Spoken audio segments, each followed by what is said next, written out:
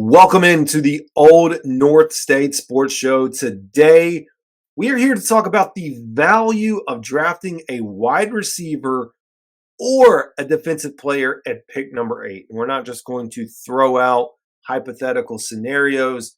We're going to take a look back at the last 3 drafts. And yes, I probably could have gone back 4 or 5 draft classes, but the last 3 drafts to compare the top 10 players, and I'm really looking at sack production when we talk about defense.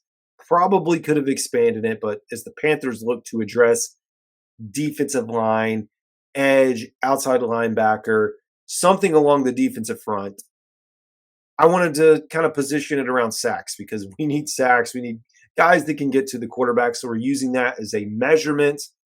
So again, you can take that for what you want. And for receiving, it's pretty easy. Let's look at receiving yards. And really, the question that I'm bringing to the table is when you evaluate wide receivers or defense, is there a possibility that you could draft one position later and expect more value? Are there any trends or things that we see over the last 3 years? So we're going to do that today.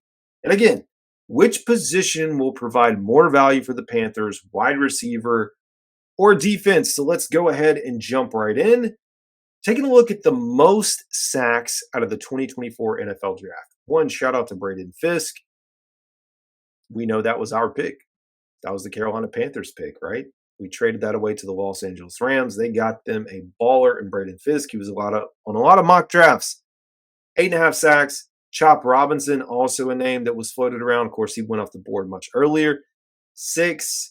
Jonah Ellis, Jared Verse. I'm not going to read all of these, but you can see here, right at the bottom, it's cut off a little bit. I'll have to fix the cropping, so apologize. Actually, we can do this.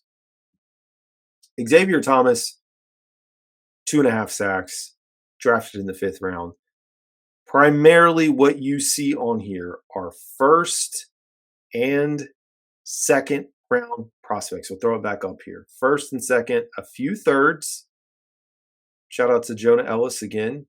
But hey, that's 1 year, so it's not really a true sample size. But comparing that, let's take a look at wide receivers. So here we go, looking at the 2024 NFL Draft wide receiver class. Brian Thomas at the top, Malik Neighbors, Brock Bowers, Lad McConkey. A lot of people wanted Lad. Marvin Harrison, Rome Odunze, Worthy, Coleman. Some people wanted Coleman, drafted right after XL. And then, of course, Xavier Legette. He did crack the top 10. And Vele out of Utah to Denver. 7th round pick. That's wild. 475 receiving yards. So just out of this, I mean, this is kind of a different group because there's a lot of wide receiver talent here.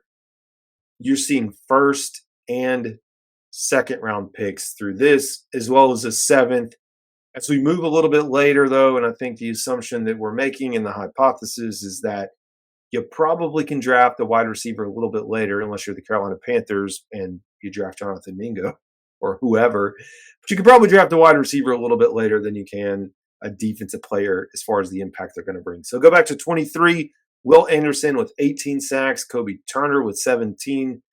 Byron Young, 15.5. These are different positions. Linebacker, tackle, defensive end, defensive tackle, defensive line, outside linebacker. Panthers could have had Nick Herbig. A lot of people wanted him. But a little bit of variety here. And you see first round, quite a few 3 third rounders and a 4th. So this skews a little bit more to 3rd and 4th round, telling you that there is talent available in the 3rd and 4th round. And Yaya Diaby out of Louisville that plays for Tampa. Look at Tampa with 2 guys on this list. You want to talk about Tampa Bay succeeding? And I mean, they got one of the first rounder, Khalid J. Cansey, but like insane. 12 and 11.5 sacks for those guys.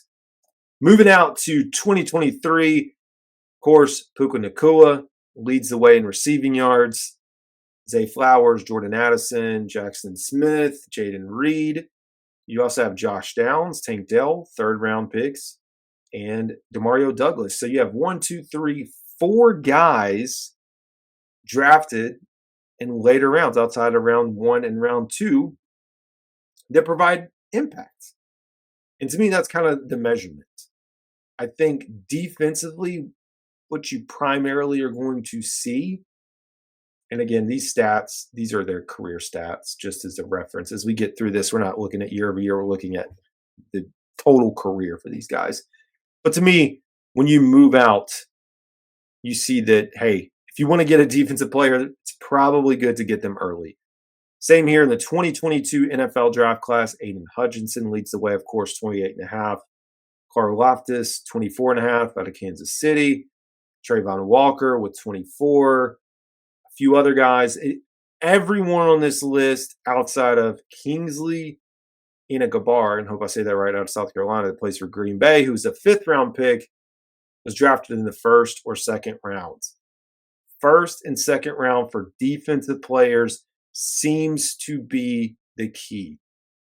And it's not that you can't find guys that are productive late.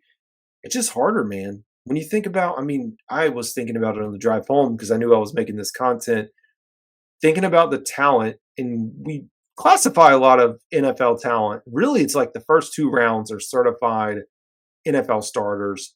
Third, fourth, fifth, sixth, seven, like those guys are just scrapping to make the roster, and the yeast is going to rise, and eventually you're going to find someone. But on the defensive side of the ball, you're much more likely to find that talent earlier, whether it's size, metrics, performance, however you evaluate it, got to get it early.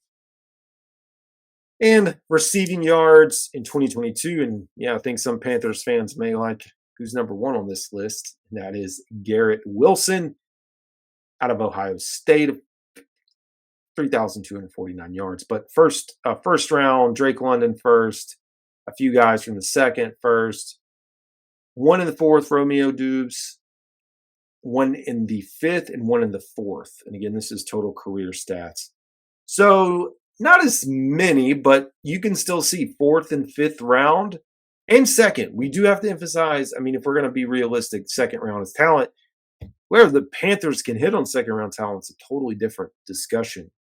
So for me, I go back and we'll look at this right from the start here. The very first question that we had on the list, which position will provide more value? And there's a typo, but I don't care.